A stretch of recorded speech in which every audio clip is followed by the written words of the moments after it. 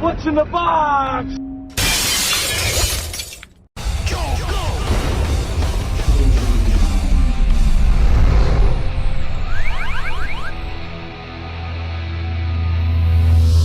Once upon a time, the kingdom of Hollywood found itself fresh out of ideas, until one day, a brilliant idea came to their heads. Movies based on fairy tales make money. You don't have to pay money to adapt public domain fairy tales. Hey, let's make some new fairy tale movies. And so Hollywood rejoiced and did make fairy tale movies, including Disney's new live-action remake of its classic Cinderella, from director Kenneth Branagh in an attempt to make people forget he was responsible for Jack Ryan's Shadow Recruit. But for every 75% of fairy tale movies that make mad money at the box office, there's another 25% that get banished to the enchanted forest of shit. And such is the case with today's subject, Mirror Mirror, also known as the other Snow White adaptation from 2012 that didn't have Kristen Stewart in it. But where Snow White and the Huntsman was successful enough to get a prequel, Mirror Mirror, well, it got an Oscar nomination for Best Costume Design, but then again, so did 102 Dalmatians. So, Mirror Mirror on the wall, is this Snow White the fairest of them all? Also, why the fuck am I talking to a mirror? I've got a movie review, goddammit! So in case you've been living under a rock for your whole life, which I really have to applaud because that seems like it'd be hard to do, you know the basic setup of Snow White. Girl talks to birds, queen throws her ass out, she meets some short people, eats some bad fruit, gets sexually assaulted in her sleep, the end! Well, this retelling throws more than a few wrenches into the works, one of them being the casting of the decidedly not wicked Julia Roberts as Snow White's wicked stepmother. She doesn't care terribly much for her stepdaughter Snow, as played by Phil Collins' daughter Lily Collins, as she proves to be a threat to her control of the throne, among other things. There is something about you that's just so incredibly irritating. The slump shoulders, the hair, that voice. Oh, I know what it is about her that you hate. It's those fucking Groucho Marx eyebrows. Are we sure that girl's real dad isn't Eugene Levy? But things start to get twisted when the palace is visited by a dashing prince played by Armie Hammer, continuing his Quantum Leap-esque adventure in finding that big breakout role after The Social Network. The prince is here. It said he has an army. Well, hell yeah, he'd bring an army with him. His name is Armie. So Queen Julia decides to overthrow her competition for the prince's hand in marriage and have her stepdaughter killed, but gets lucky when the queen's servant Brighton decides to pussy out. He's played by Nathan Lane, and his skill for broad comedy makes this movie far more enjoyable. Run as fast as you can and as far away from here as possible. Like this. Another saving grace of this movie are the 7 dwarves who end up saving Snow, who are reimagined here as a group of badass bandits who break out accordion stilts and indoctrinate Snow White into their gang to take the throne from the queen. These guys are genuinely funny and charming, and goes to show that there are plenty of small actors out there who can make the best out of stereotypical parts. You hear me, fake dwarves from Snow White and the Huntsman?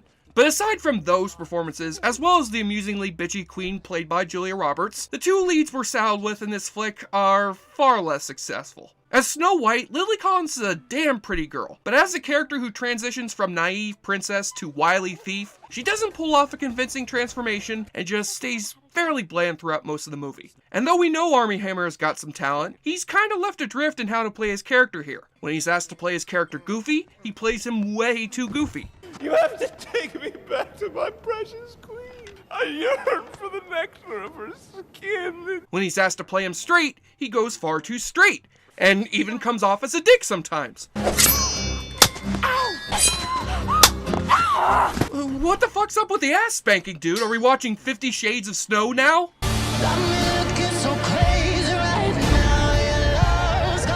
Now I'll give it this, the costumes and sets are extraordinary to look at, as they usually are in the films of this flick's director, Tarsam Singh. But much like the worst films of any visually beautiful director like Tim Burton or Terry Gilliam, he goes too far in focusing on the visuals to see if the story is maintaining a consistent tone. Sometimes it's a straightforward fairy tale, sometimes it's a straight up cartoon. And for the love of God, will someone give the editors of this movie some Ritalin? But for all the complaints I have with this movie, I just can't find it in me to hate it too much. It moves along pretty fast, it looks great, it's got a good joke here and there, and if I were an 8 or 9-year-old watching this movie, I know I'd have a blast with it. Hell, I've liked my fair share of crap when I was a kid. So the worst I can say about this one is that I think they should have changed the title to Meh Roar. Am I right?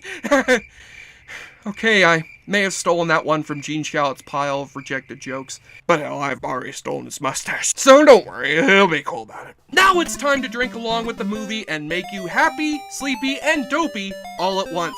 Get ready for the awfully good drinking game. Take a shot or drink every time Snow White takes her hoodie on or off. Well, wait a minute, aren't hoodies supposed to be smaller to keep the cold out? Look how huge that shit is. That is a particularly ineffective hoodie, Missy. You spot a different costume in the costume ball scene. Oh look, you've got Snow White wearing the remains of Bjork's Oscar dress. And you've got a deer, and you've got a guy dressed up as my dad's hairy ball sack. I'm sorry, did Netflix send me a copy of Eyes Wide Shut instead? The dwarves break out their hydraulic stilt thingies. Oh hell, I screwed that all up. I meant to say the little people break out their hydraulic stilt thingies. My apologies. The Queen pays a visit to her mirror on the wall, who apparently is a living photograph of a woman from the Civil War. And take a double shot when the dude who played Mayor Ebert in that shitty Godzilla remake rocks this awesome wig. So for those of you looking for a Dr. Weird for the live-action Aqua Teen Hunger Force movie, I think we found your man. Huh.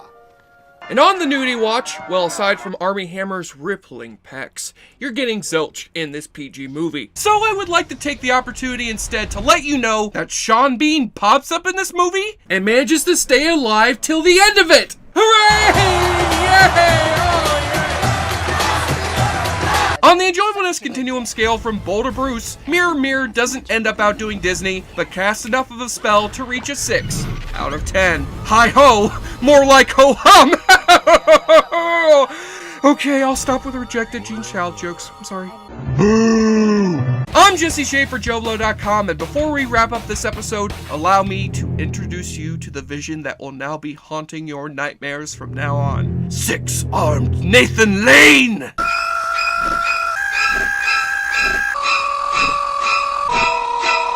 He's mastered the arts of musical theater.